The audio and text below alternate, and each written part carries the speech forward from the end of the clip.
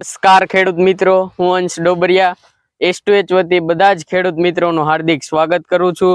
તો આજે આપણે એક સકરટેટીના ફિલ્ડ ઉપર આવી ગયા છીએ, જેમાં હાર્વેસ્ટિંગ સમય દરમિયાન ફળમાખી ઉડતી હોય છે તેના ઘણા બધા કારણો હોઈ શકે છે। એક, તમે હાર્વેસ્ટિંગ કરતા હોય તે સમયે બગડી ગયેલા કોઈ ફ્રૂટ હોય અથવા તો તમે કોઈ ખાધેલી હોય સકરટેટી, તેના છાલ કે એ બધું હોય તેના ફેલાવાથી આ બધું થઈ શકે છે, જેના કારણે સકરટેટીના પ્લોટ ઉપર ઘણી બધી જીવાત આવી શકે છે। જેમાંની એક છે ફળમાખી, જે હું તમને અત્યારે લાઈવ ડેમો બતાવી શકું છું।